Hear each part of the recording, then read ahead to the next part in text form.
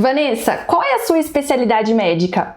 Eu sempre recebo essa pergunta e eu vou contar para vocês qual é a minha área de atuação nesse vídeo. Meu nome é Vanessa Cristine, eu sou médica clínica geral, docente de curso de medicina e esse é o canal Hipocondria. Por aqui nós falamos de medicina pautada pela ciência com respeito à diversidade e defesa do SUS.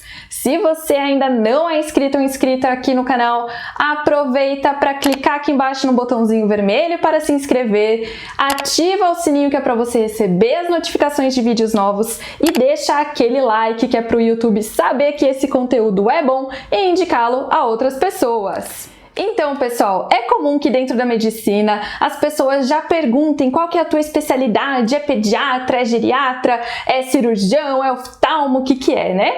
E tem um vídeo que eu falo aqui no canal explicando sobre essas grandes áreas da medicina. Se você não assistiu e tem interesse, eu vou deixar o link aqui embaixo e também no card aqui em cima para você conferir depois. Então depois, no meu caso, né, depois dos 6 anos de graduação no curso de medicina, a gente se forma já médico, podendo atuar, fazer receitas, prescrever, atender pacientes, podendo trabalhar em uma série de locais. Então quando a gente se forma em medicina, a gente se forma um médico generalista, que já pode sim trabalhar, por exemplo, em unidades básicas de saúde com atenção primária, pode trabalhar em urgências e emergências, atendendo emergências clínicas, né, nas famosas UPAs, ou então em emergências, pronto-atendimentos, pronto-socorros de vários hospitais por aí. A gente pode atuar como, por exemplo, na medicina de trabalho, né? Muitas pessoas que se formam acabam atuando dentro dessa área também. Agora, se a gente quer atuar com um pouco mais de qualidade dentro de cada uma dessas áreas, ou atuar em uma área específica dentro da medicina, o ideal é sim que a gente continue se especializando mesmo depois de se formar.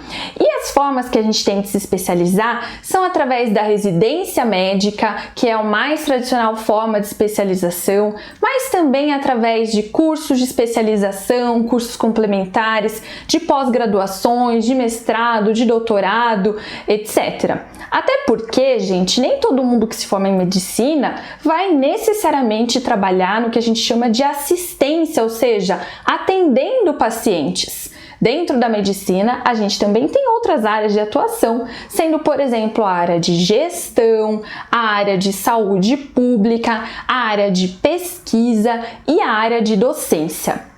Aliás, não é incomum que a gente atue em mais do que uma área dessas ao mesmo tempo. E essa é uma parte que eu acho muito fantástica da medicina, porque é super dinâmico. Dificilmente você não vai encontrar uma área que seja a sua cara, que você se identifique, que você goste, que você vá atuar de uma maneira a se sentir realmente contemplado e satisfeito dentro dessa profissão. Eu, por exemplo, faço um pouquinho de cada coisa. Eu adoro atender pacientes, que é a parte da assistência, como falei, né?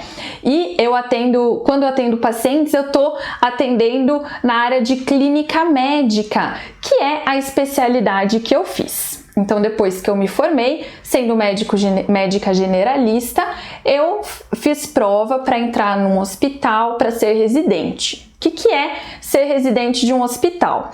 É quando você vai acompanhar um serviço, geralmente ao longo de 2 anos ou 3 anos, para você aprender mais a fundo sobre algumas doenças. E no caso da clínica médica, é uma especialidade que acaba sendo porta de entrada para várias outras subespecialidades dentro da medicina. Mas no meu caso, eu fiz os 2 anos iniciais em que a gente passa um tempo dentro de cada subespecialidade. Então a gente passa um tempo na emergência, na terapia intensiva, na cardiologia, na nefrologia, na neurologia, na psiquiatria, na endocrinologia, na reumatologia, na dermatologia, na enfermaria, e acho que eu não esqueci de nenhuma especialidade, mas é possível, né? Porque são várias sub-áreas que a gente passa ao longo de 2 anos. Então a gente sai realmente ali preparado preparado para atender as condições clínicas mais prevalentes. O que são essas doenças clínicas, né, mais comuns e até as mais raras também, né? Porque dentro do hospital que eu me formei, por exemplo, que foi o HC aqui da Federal do Paraná, é um hospital terciário que tem várias subespecialidades e acaba atendendo pacientes de várias regiões do estado do Paraná e até de outros estados, por ser um centro de referência. Então, ali a gente vê tanto as doenças mais comuns quanto doenças mais raras, o que acaba dando um panorama pra gente muito bom para depois a gente, né, ir para a prática mesmo, conhecendo muito. Então, eu tive realmente uma formação muito boa, uma preparação muito boa e uma visão ainda generalista, porque eu ainda acabo vendo o paciente como um todo. Porque eu vou avaliar não só, por exemplo, se ele tem uma queixa de falta de ar. Quando o paciente tem uma queixa de falta de ar, esse pode tanto ser um problema cardíaco, quanto um problema respiratório, quanto um problema osteomuscular, quanto um problema nutricional, quanto um problema emocional, entende? Então, o que acontece? A maioria das pessoas acaba indo direto num determinado especialista que ela acha que pode ser aquele problema, e quando você vai direto no especialista, tem um viés sim, porque todo dia ele tá vendo, por exemplo, que o problema da falta de ar é do coração. Ele tende a encontrar um problema cardíaco. Se você vai com uma queixa de dor abdominal no ginecologista, ele vai tender a encontrar um problema da ginecologia. Se você vai num gastro, ele vai tender a encontrar um problema do aparelho digestório e assim por diante. Então, qual a importância de um clínico geral? É que ele vai te ouvir, te examinar com atenção, a ponto de conectar os diversos órgãos e sistemas do seu corpo e compreender em que contexto aquela tua queixa está inserida, e não só do ponto de vista orgânico, do ponto de vista físico e biológico, mas também do ponto de vista emocional, do ponto de vista social, do ponto de vista de trabalho, do ponto de vista de relação familiar. Bom, pelo menos isso é o que se espera de um bom médico clínico geral ou médico de família que também faz essa abordagem. Enfim, tudo isso para contar para vocês que sim, eu me formei e depois eu fiz uma residência médica em clínica médica que me permite ter essa visão geral sobre a saúde dos pacientes, e eu adoro essa área de clínica médica que fica realmente ali pensando nos diagnósticos diferenciais, nas possibilidades de doença, que sabe, persegue o diagnóstico, né? Nem todo mundo tem perfil para ser clínico geral ou para ser clínico. Tem gente que gosta de abrir, cortar, tirar, tchau, né? Quebrou, parafusou, consertou e tchau. Então cada um vai ter um perfil aí, aquilo que se realiza mais, né? Porém, não satisfeita em apenas acompanhar o indivíduo, eu acabei também buscando a área da saúde coletiva. E hoje eu também trabalho com saúde coletiva, que é quando a gente vai pensar a nível mais global ali, né? A nível de populações, o porquê que elas estão adoecendo, se tem alguma medida de saúde pública que possa ser feita para evitar que as pessoas adoeçam e para melhorar a sua qualidade de vida. Então, eu senti essa necessidade de juntar o indivíduo com a saúde coletiva, e é por isso que hoje eu atuo nas duas áreas, tanto como clínica geral, quanto trabalho com saúde pública e a docência. Então, como falei, também sou professora de curso de medicina e eu fiz muita questão de ir para a área da docência logo que eu terminei a residência de clínica médica.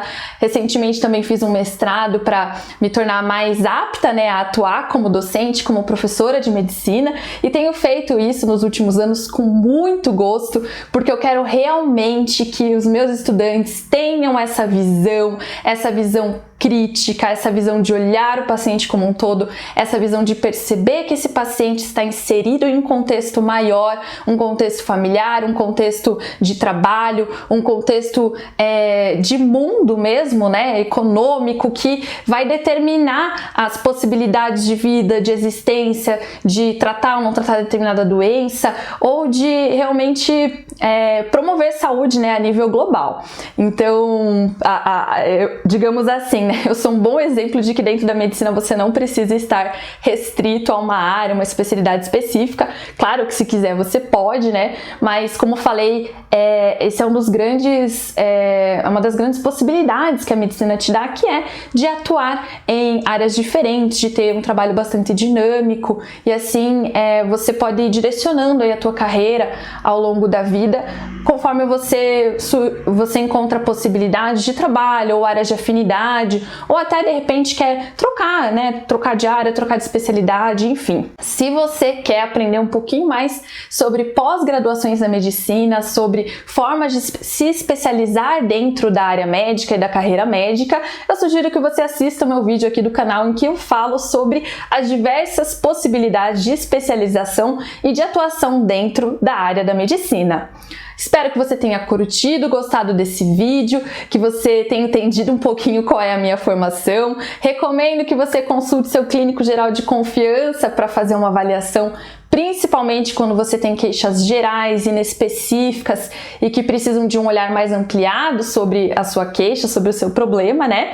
Te convido também a seguir lá o meu Instagram, @Vanessa_canal Hipocondria. Também estou no Facebook. Um abraço e até a próxima!